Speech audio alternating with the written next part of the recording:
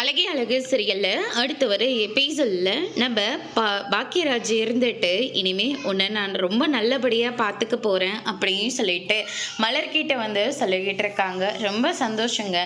ஆனால் இந்த கிச்சன்லேருந்து என்றைக்குமே எனக்கு விடிவு காலமே இல்லைங்க அப்படின்னு சொல்லிட்டு ரொம்பவே வருத்தப்பட்டு வந்து பேசிக்கிட்டு இருக்காங்க. என்னால் முடிஞ்ச வரைக்கும் நான் உனக்கு ஹெல்ப் பண்ணுற மலர் அப்படின்ற மாதிரி சொல்கிறாங்க. அதுக்கடுத்ததாக கோமதி சொன்னது எல்லாத்தையும் பாக்கியராஜ் வந்து ஞாபகப்படுத்தி பார்க்குறாங்க.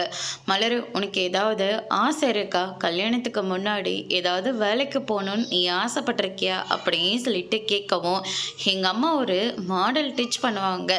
அதனால் அந்த மாடலாக ட்ரெஸ் எல்லாம் பண்ணிக்கிட்டு புது புது சாரியாக கட்டிக்கிட்டு கையில் ஒரு கொடி எடுத்துக்கிட்டு ஹேண்ட்பேக் எடுத்து மாட்டிக்கிட்டு அதுக்கு அடுத்ததான் லஞ்ச் பேக்னு எடுத்துக்கிட்டு ரொம்பவே ஹாப்பியாக வேலைக்கு போகணுன்னு ரொம்ப ஆசைப்பட்டிருக்கேங்க.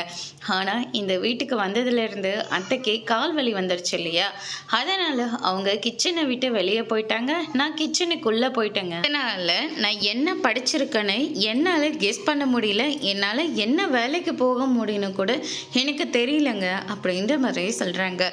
பாக்கியராஜ் இருந்துட்டு நம்ம ஒரு யோசனை பண்ணலாமா? உனக்கு நல்லாவே சமையல் வரும்ல, பேசாமல் நம்ம ஒரு பெரிய ரெஸ்டாரண்ட்டை ஓப்பன் பண்ணிடலாமா அப்படின்னு சொல்லிட்டு பாக்கியராஜ் சொன்ன உடனே, இதெல்லாம் நடக்குமாங்க? நம்ம வீட்டில் இருக்கிறவங்க இதை நடக்க விட்டுருவாங்களா அப்படின்னு சொல்லிட்டு மலர் சொன்ன உடனே, அதெல்லாம் நான் பார்த்துக்கிறேன் அப்படின்ற மாதிரி சொல்கிறாங்க. அதோட பிரம்ம முடிச்சிருக்காங்க.